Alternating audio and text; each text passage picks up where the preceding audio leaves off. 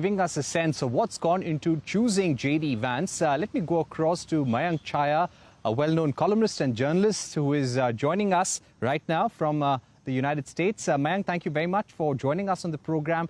How is this going to help Donald Trump? Having someone like 39-year-old J.D. Vance, who served in the U.S. military, represents blue-collar workers, who has had a working-class background in the United States.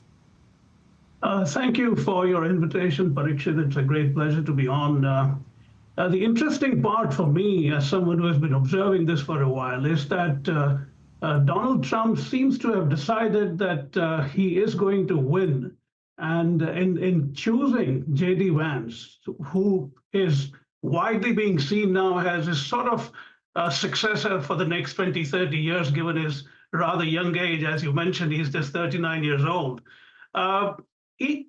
I seriously wonder whether he's going to expand beyond Trump's already very solid mega base.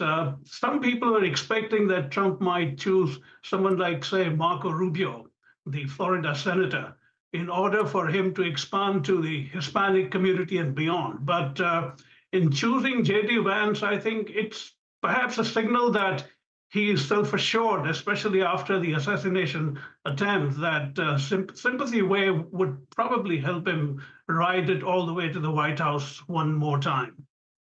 Now, let me go across to Mayank Chaya once again. Mayank, one of the reasons why Mike Pence had been chosen by Donald Trump was because he would appeal to a strong Christian population in the United States. What do you think J.D. Vance brings to the table for Donald Trump right now? Do you think he helps him gain votes in certain industrial belts in the United States?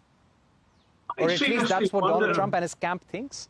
I seriously wonder about that. I think the calculation here seems to be for Donald Trump that once he leaves the stage, there could be someone like J.D. Vance who could expand, giving sort of an ideological underpinning to Trump's thinking, because Trump is not known as an ideological person at all. He's in the moment politician, rather impulsive.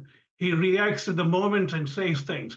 Unlike J.D. Vance, who has, I'm reading from media reports, done quite a remarkable job in giving it sort of ideological legs to the mega movement, which Trump has been riding since 2016. So my sense is that J.D. Vance may bring some value in terms of the industrial belt that you were talking about, but he's certainly not the blue-collar type, as my fellow panelists pointed out. He is a Yale graduate. He has had a fairly high-profile life in many ways, and that was helped to a great extent by his best-selling memoir, Hillbilly Elegy, which was mainly about middle-class dysfunction in the middle America. It was rather controversial. So I don't think that's the calculation here. It's more about Trump being self-assured that this is perhaps going his way now. Mayank, when we speak about the assassination attempt on Donald Trump, do you think that really moves the sympathy factor in a strong way towards Donald Trump, almost sealing the fate of this election campaign? Or do you think it's still too early, it's a volatile campaign, anything can happen?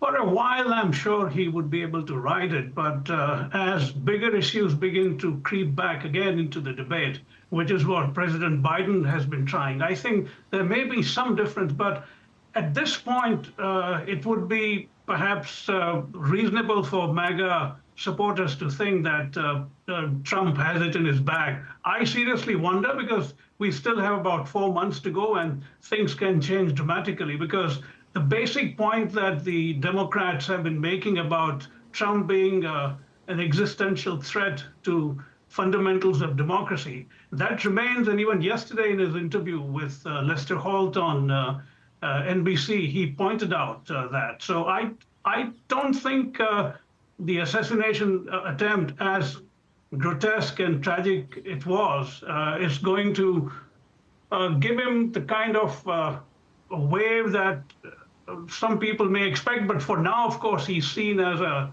true blue warrior. You must have seen the way he clenched his fist and raised it in the air in the immediate few seconds of being shot at. So the man knows how to use the media, and he did Right. an exceptional job in that sense.